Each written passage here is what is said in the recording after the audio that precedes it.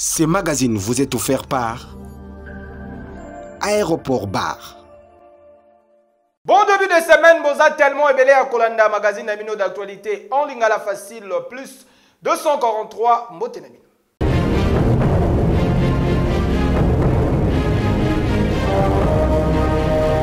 Après coup d'état militaire orchestré na Guinée, c'est que l'Union africaine va suspendre Guinée na activité na bango nyonso bozobalite. Le président est avec nous, il est dans un lieu sûr, il n'y a aucun problème, il a déjà vu un médecin, il n'y a pas de souci.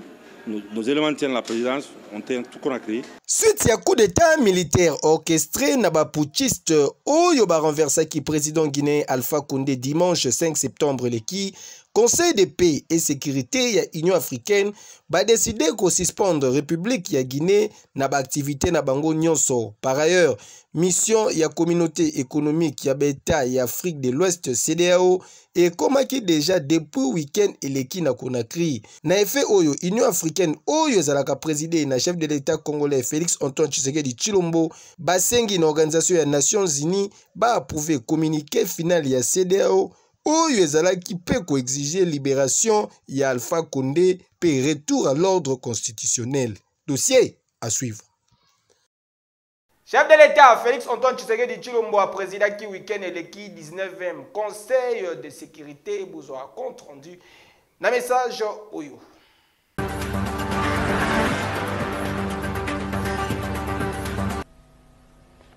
Compte rendu de la 19e réunion du Conseil de ministres.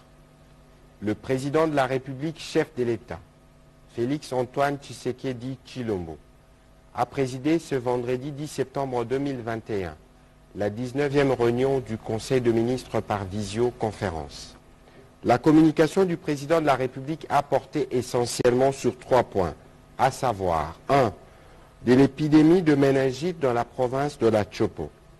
Cette épidémie se caractérise par un taux de mortalité avoisinant 50% des décès des cas rapportés. En raison de la gravité de la situation, le président de la République a instruit le ministre de la Santé publique à prendre toutes les dispositions pour contenir cette épidémie de méningite, interrompre sa chaîne de transmission dans la province de la Chopo et ainsi éviter qu'elle se propage aux autres provinces et pays limitrophes. Le président de la République a invité le Premier ministre à mettre en place une cellule de crise en vue de suivre les activités de la riposte au quotidien et de s'assurer de l'implication effective de tous les ministres sectoriels et services dont le concours sera jugé utile pour l'efficacité de la riposte. Le deuxième point de la communication du Premier ministre a mise en place du mécanisme de suivi et de l'évaluation de l'action gouvernementale. Le président de la République a réitéré sa volonté manifeste d'effectuer un suivi et une évaluation régulier de l'action gouvernementale en vue de garantir l'exécution optimale des objectifs contenus dans le programme du gouvernement. La poursuite de l'instauration du mécanisme de suivi et de l'évaluation du gouvernement est un impératif qui permettra à l'exécutif de mieux calibrer son action et doter la République démocratique du Congo des moyens de sortir des affres du sous-développement. Le troisième point de la communication du président de la République a porté sur quelques questions économiques. 1. Évaluation du contrat sino-congolais. La République démocratique du Congo accuse un important déficit en termes d'infrastructures. Cette réalité constitue une entrave à son développement.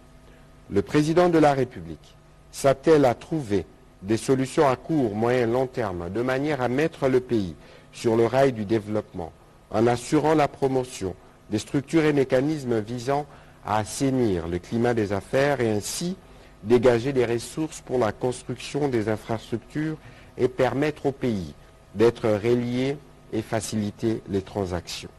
C'est dans cet esprit qu'en 2008, dans le souci de capitaliser toutes les sources disponibles de financement des infrastructures, la République démocratique du Congo avait congolais avec un groupement d'entreprises chinoises, contrat qui a été renégocié en 2009.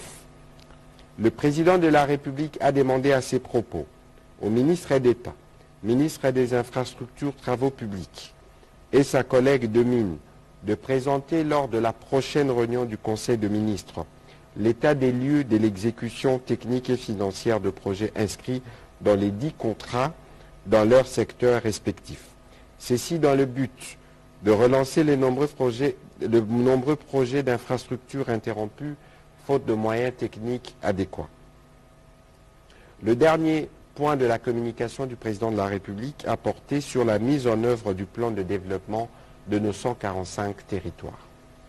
Le président de la République a constaté, avec un accroissement significatif de ressources publiques grâce à une meilleure mobilisation des recettes publiques.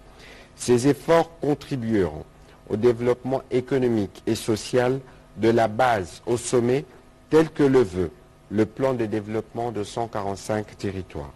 Ces plans constituent un défi logistique et infrastructurel important qui aboutira à une plus grande interconnexion des villes et villages. Il vise un développement inclusif qui profitera à toutes les couches de la population. Le président de la République a exhorté le Premier ministre chef du gouvernement à accélérer le préparatif lié à la concrétisation de ces plans.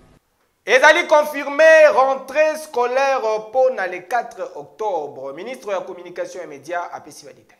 Deuxième dossier abordé dans ces chapitres relatifs à la rentrée scolaire 2021-2022.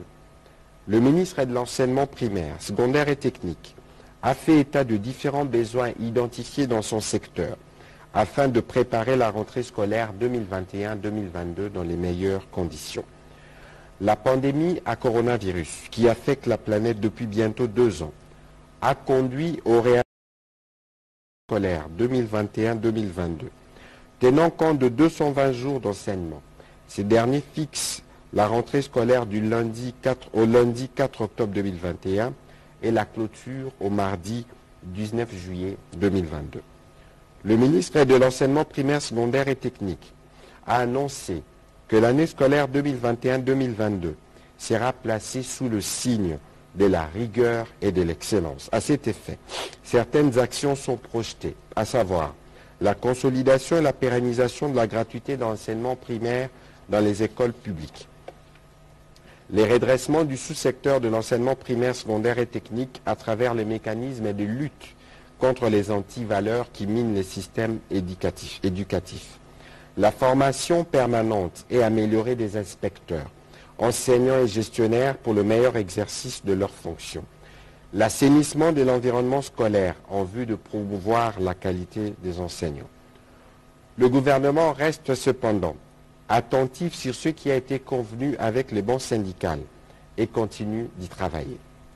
Après débat et délibération, ce dossier a été adopté. La chambre haute du Parlement, rentrée parlementaire est prévue pour le 15 septembre. Oyo, Jonathan Kanga, commentaire.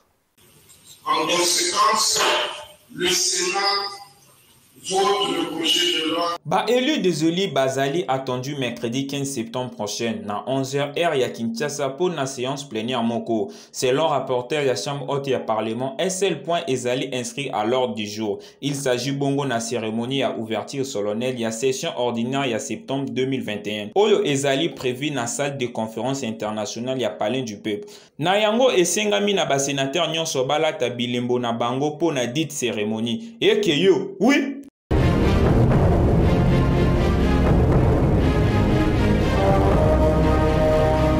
Recherché la justice congolaise, gouverneur déchu à province ya Congo central Atou, Matubwana Azali porté disparu aux oualités.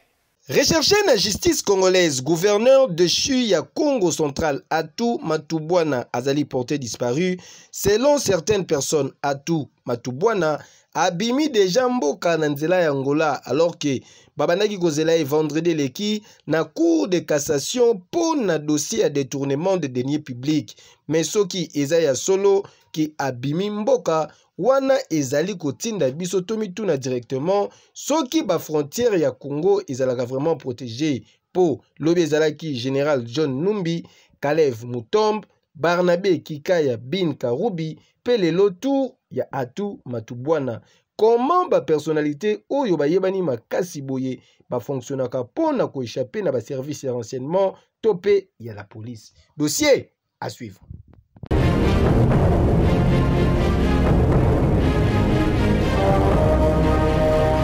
Na commune ya Masina bakulu na bakaboli mutu en deux parties. Béni Mukidi reportage.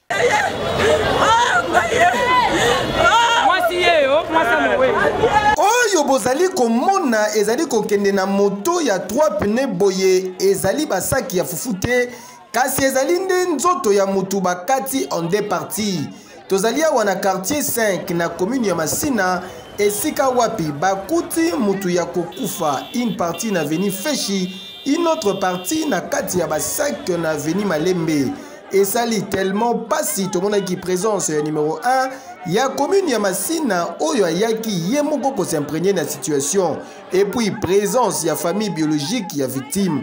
Nani asali makambo boye soki pe ba criminel soki pe ba kuluna mwasi ya Mowei abeti lisolo. Babenge ba téléphone babenge ba solo ni na tune wana nani abenge ayoki kana bandolo babiloko eza ana babala Malembe po biso toteka basinga kufa biloko eza ana babala Malembe oya kusa ye pa le bibo na tongo te na boya ba 10 ngala za koto ya za na kito na c'est la terre jaune aye ko benga na sera tunu ba uti église ngabi na uti église oya ka kasina uti wa kusula bana po ngabi na oya na oni kala ba na bimi 13h na na wente na kuta na bana bazoye bisangai ke papa lobi osela ye akeso basinga wana na Malembe o babengela ki na fandi wana bandi ko benga telefone ele kapi na bisi mona ngabengela ki na ngai soka ye biseka na ke na poko na fandi ti ba 18h mona na sa na terre chaque na benga bi mama babengela na telefone moi si mo ka bisika aya ko luka papa na wente banda 13h amoni papa te ti siko yango pe na ozeleti awa akomite na yeti awa na kutaki papa na tunenga bokangi papa moko te awa na kati amsu basingana akura akoza na ngo bakangi na basuda na ye awa na tuni na keti bala police nyonso na papa pe la police nyonso na tamboli na monite kana Malembe wana mwana ne ya mobali asala kana na yeti kota mwana ne ya mobali na tunenga bi papa yebisekinga babenga ki pembeni na basinga ko eza ko ya kuswa mwana robite ngakutu na yebi makambo na tenga bi ma yebi senga ke mutango ko sala ne pembe na baba na ka bakate ni tulunga na mwana na toyebo ko tika ba oba kineki bazo kineki polo wana zaki 22h bana na kutu ba kome pula 23h ba benga na mama to komi ngabi lobi na tongo nde mwana zo benga ngai ke yaka to ke lubaye na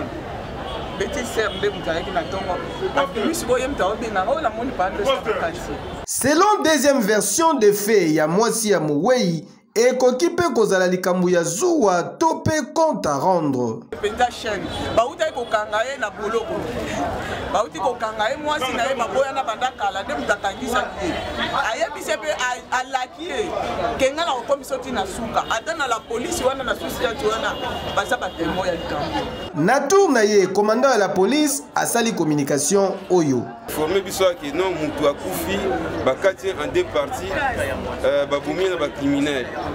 Alors tokei tosali constant tomoni penza ke non mutu bakati en deux parties batie na kati ya basak bambale na kati ya basak parti mususu ya corps babwaki na veni Feshi parti mususu ya corps na veni Malembe.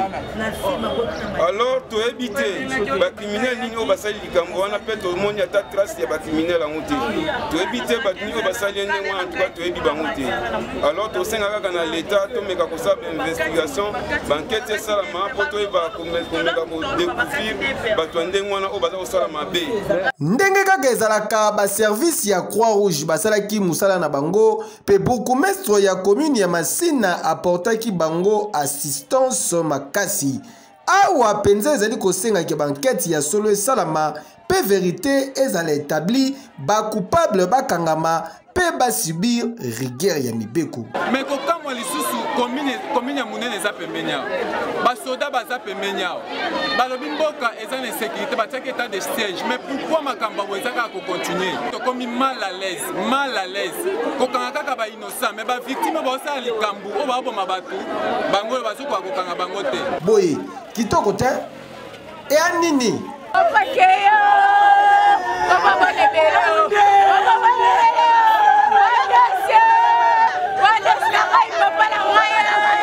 population ya cité Pumbu tozali bongo na commune ya Mongafula bazali ko souffrir po na érosion ezali ko menacer bango na ndenge ya ko sakana te. David Kalambai reportage. Tangu batu misusu basepelaka mvula ebeta po balala malamu boye bakake kote misusu ezalaka milelo.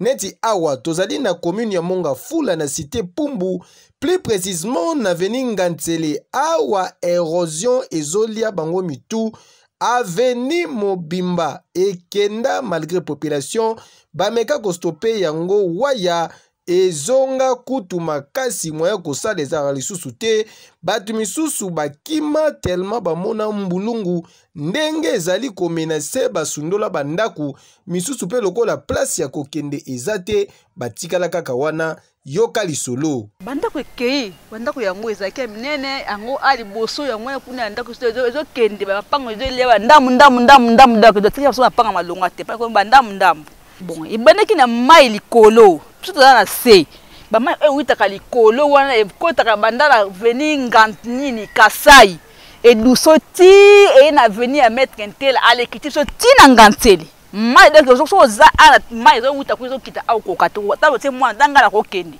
donc mai ça va ko so ba kanga so mai likolo so to la kimia koto to na kimete koto biso libule banda kala na se to bunda nango mais to komaka un moment na ba cotisation ba contribution surtout to kanga yango esali 4 ans et siko yeye ko fongoma to sengi ba aide ndenge na ndenge ba député mususu ba koma awa kutala ba kei bato ya commune ba ya ba telika ka ba kei bata ONG mususu ba ye ba bani ko pesa biso mo aide na ba sac quelque temps après ba bungi ba moniki le boulot ye makasi ba bungi jusqu'à présent ndenge mo moninga na tenue oyo eza jour dimanche metala na tenue oyo donc na wuti na kati ya libulu oyo ekoma chantier mobile ekoma chantier po na nga ko classer basaka po tozo banga sikoto ebite mbula ko ya na lire nini kasi regard na bango nyonso etikali tourner epai ya bakonzi ya mboka yango batalisi na message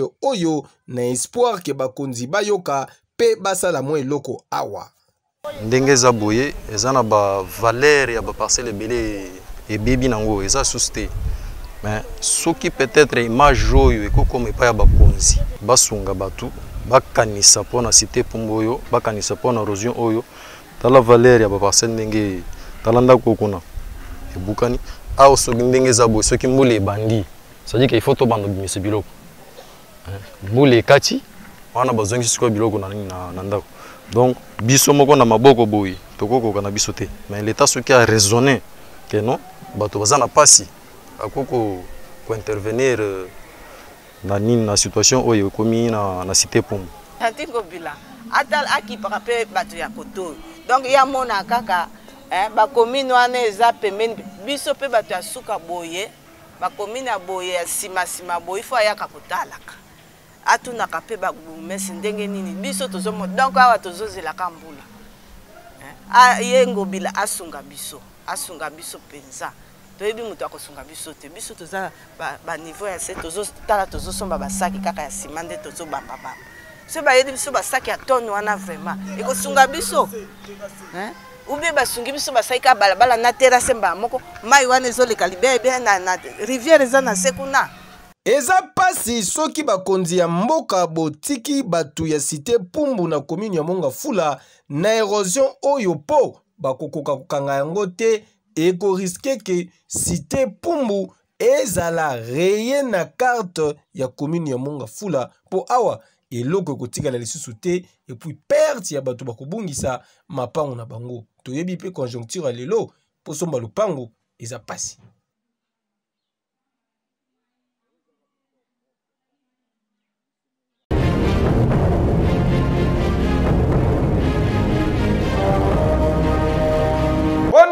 développer province ya Lomami esengeli boye ba que ba jeune ba sangana ki au sein ya structure oyo ezali dénommé Tchenzedi Tchetou. David Kalambai, témoin et événement. Commentaire.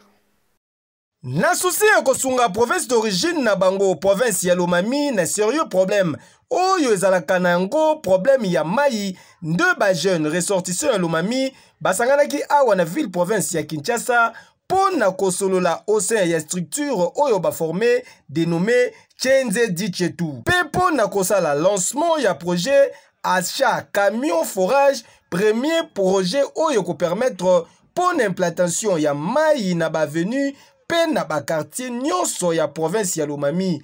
Très déterminé pour la concrétisation ya projet, Petit Jean Chibangu, gouverneur Aïe Lomami, a communiqué qui boye. Le voyage de 1000 km commence par un pas. Et aujourd'hui, c'est le premier pas d'une génération de jeunes à qui Mweneditu a tout donné et qui veulent aussi rendre à leur tour à Mweneditu ce qu'ils ont reçu de cette ville qui était comme un lieu d'incubation de notre potentiel, de notre éducation, de notre talent, de tout ce que nous sommes devenus aujourd'hui. C'est comme ça que, conscients de ce que nous sommes devenus, nous sommes unis aujourd'hui, nous avons décidé de faire un voyage pour changer le bien-être de la ville qui nous a vu naître.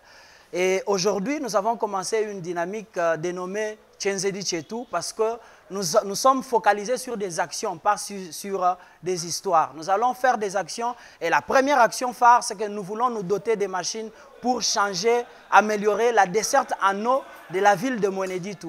Et pour ça, c'est une grande vision et chacun, en tant que ressortissant de Mweneditu, est ambassadeur dans ce qu'il fait. Et nous stimulons encore, nous invitons tous nos frères et sœurs de Mweneditu qui ont grandi, étudié, cru à Mweneditu, de soutenir cette dynamique, de mettre la main à la pâte afin que nous puissions améliorer les indices de développement dans notre contrée par nos contributions, par nos contributions en termes d'idées et d'initiatives, même des moyens financiers, afin que nous puissions ensemble changer les conditions macabres dans lesquelles la population de Mweneditu est en train de vivre. Aloba Tepoazwa Zero, Biba Chibangu, Moko Yaba membre ya Tchenzedi Tchetou, Alobaki Boye. Oui, wana betu bonsuba Kasai, tutangela précisément ku Mweneditu wanjanja ku Lomami. Mwa beu tubatwila ngana bana betu bonsuba tuneku ku Kinshasa. Ni badi bafuma jamu waja tutubikira bwani badi bahambirwa lujitunga mbala munemu tubatwilanda mu mabeu bwaku kwambulisha bana betu bonso bashala kwetu tetu badi kuneku mukakesi katuli tuheta tumwana mushindu wa kutangila bwani kwetu kujitu kuluma myao gutuli balongela tulasa kutuli tubayete tumamu waje tukesa meji ku développer lungeni lonso en mwabao alors lelo nchikondu chetu hetu chatetu kutangila kwetu ako wali notombulisha ko kubana betu badi bashala kumulutatu kwetu kujitu ako. C'est pour cela tulo umbani bana betu bonso bakwabu badi kaba ibanji kwikela bamanya bwalwe buto bikela myaba mila bwani lwai tetu bonso tukwatanga na ituenza chimuku bwani tubwela muluka luchanza chimwa tetu bokwatanga na kubyanza tetu bonso tulituenza chintu cha nsongo kwetu kumweneditu ako tulitusu kubanga ni chilumbu chitangila mai dibena mu France babili forage alors kwetu ako lumani bimba bwani mai mbwalu bukola bantu beje mamtanta mili kubambina bwa bana bakakulu kubambina bintu abi tusama kumyo bikola. C'est pourquoi tu batwila na mwabeu tulombanga na bwase twamuluishe nan d'abord chakumpala twantuela mai ya tutuela mutetu bantu bonsu tuna mwabe baita buni bana betu bonsu bakumwene dito bato kumwene dito wao twantuela mai cha mushinga bantu ani beta mai ya ukabibi adifututo mbiachanana mutetu badi biyenza. En provenance ya Williston Nord Dakota en États-Unis d'Amérique et Sika Azali, président de la communauté congolaise Oba Vivarakuna, le jeune dynamique, le Donald Trump congolais, Alain Mbolela, initiateur ya projet à Salaki Communication Oyo. Mweneditu pesi biso biloko ebele. Mweneditu tangisi biso, kolisi biso. Maintenant lelo to décider na bandeko nyonso tout oza awa. To se réunir toza la mutu moko pour na biso pe to rendre service na Mweneditu. Yango moni to souhaiter ko sala association na biso na kombo ya Tchenzedi chetu na chezeli chetu tozwi projet moko phare oyo koyede biso ya ke to développer mwenedi tozaki projet ya kotia ba mai to décider ke to kotia mai na ba avenue nyonso ya mweneditu projet kozala long terme te eza projet en court terme et tosengi na bandeko mosusu oyo ba région de biso te lelo ba oyo baza na poto na États-Unis na Europe Paris France Belgique partout boya tosangana ensemble pour na to développer province oyo et pesi biso oyo toza nango lelo na yango na pesi merci na bandeko oyo baye lelo na excellence gouverneur Aïe Alomami oyo azo soutenir projet na biso ensemble en tout cas na lisanga tokolonga ya kosamba eza te boyende ezalaka ba jeune basangani pe batelemi mpo na développement ya province na bango esengeli eservir d'exemple makasi pe ba initiative ya boye ezali kosenga implication pe soutien makasi ya l'état congolais et pourquoi pas na toute personne ya bonne volonté ba porte etikali polele tienze dichetu esimbi mama na boule avec un pacte pe idéologie kejo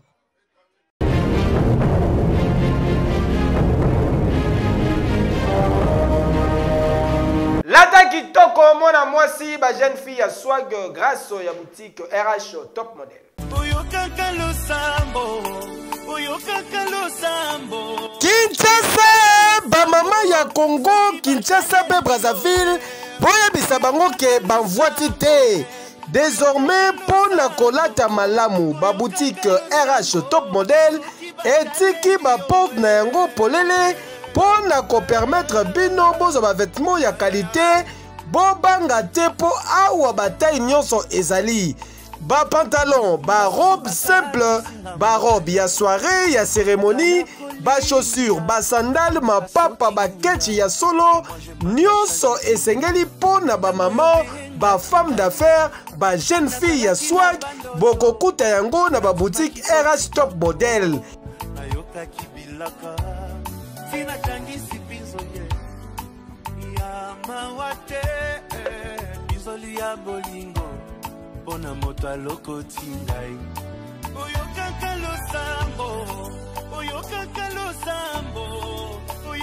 losambo soki bataleli yo oyokaka losambo po mitungisa na bino te po ba boutique RH Top Model et bongiseli bino ba service ya livraison à domicile, achat en ligne, paie expédition na ba province.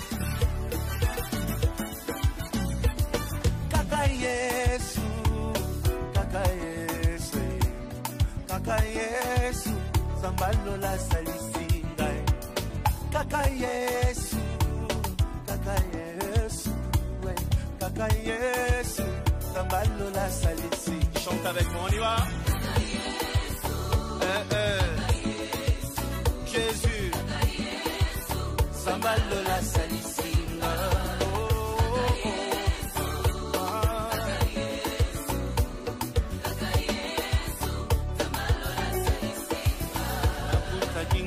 Katia pasi, mituna nanga ezui piano. Pour na plus de précision, bokoki kobenga na ba numéro ezali affiché to pe boleki na ba boutique RH Top Model oyo ezwami na avenue Colonel Lukusa na commune ya Gombe, référence premier shopping mall na premier niveau Oza Mobimba.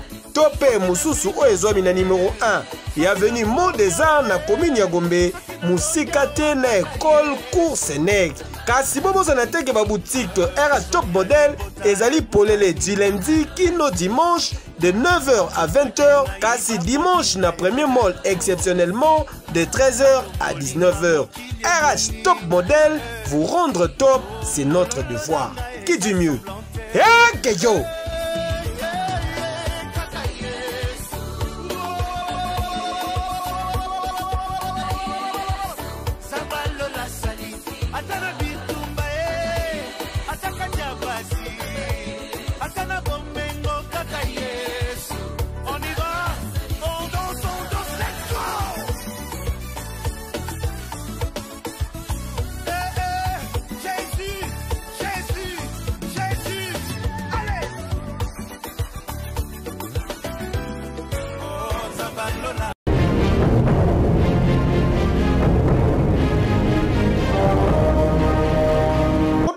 Nations volleyball senior version féminine et c'est que Léopard ba massacraki sélection ya Burundi na 3-7-0. Vous avez des détails dans commentaire signé Jonathan Kanga.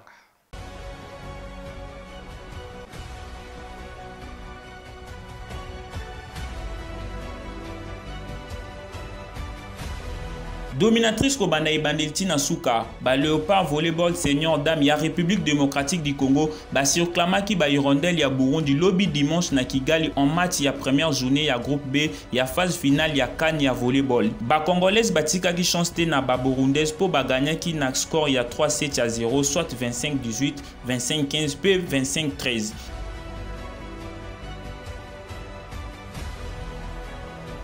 Kasi esengeli na ba Léopard babosa na mbangu victoire na bango te. Kasi esengeli ba se remettre na musala avant ba défier ba adversaire na bango oyo bazali misatu na groupe oyo bazali Kenya, Tunisie pe Cameroun. Eke yo, oui.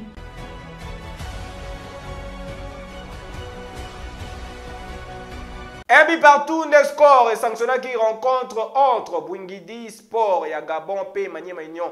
Il y a la République démocratique du Congo, dans la préliminaire, il y a Champions League, il y a CAF. La formation de Bwingidi Sport qui a aligné les joueurs capables, pourquoi pas, de faire la différence. Un bon voyageur, Maniema Union a récolté qui match nul na Gabon face à Bwingidi Sport, week-end et l'équipe. En marge, il y a premier acte, il y a premier tour préliminaire, il y a Ligue des Champions, il y a CAF.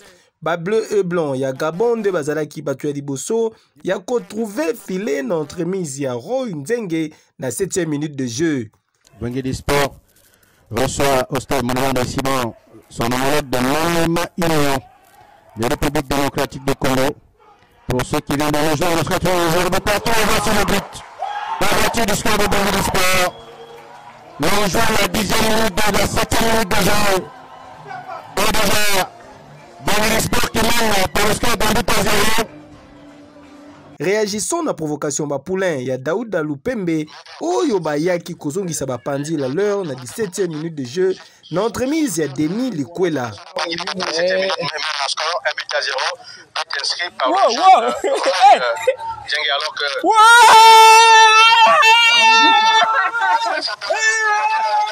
Équipe Maniema Union et Agi Kosidi sa match d'infériorité numérique. Après expulsion, il y a Riki Toulenge obligeant ba coéquipier naie ba préserver score, il y a parité avec esprit et espoir, il y a Kosa la plus à domicile na match retour. Comme il a sous la présentation, il y a magazine Nabino plus 243, merci. Pour la confiance, paix, fidélité, Tikanem Sabino qui est collectif, il y a des jeunes, il y a Brazzaville, Bazali pour remercier Louise, grâce Odette pour l'implication.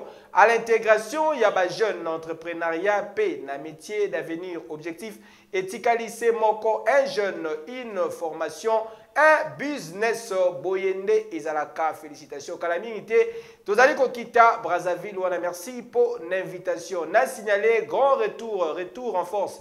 Il y a DJ Rissel, dans l'Olympique Box, na Kalembelembe Mouchi. Retour et Kosala Mabongo, mardi, Oyo, mardi foot, mardi férié, mardi show, na soirée, Fara. Soyez vous appelez, na image, Oyo, Yamokola Lelo, Bopesa, merci. Na David Kalambay, Bopesa, merci. Na Beni Moukini, et pourquoi pas, na Exaucé. Jonathan Kangapé, Azalaki na concours rédactionnel. Baba Tabakita, Baba Lukanama, fils Mani, Boïka Machine, la préférée. Ce magazine vous a été offert par Aéroport Bar.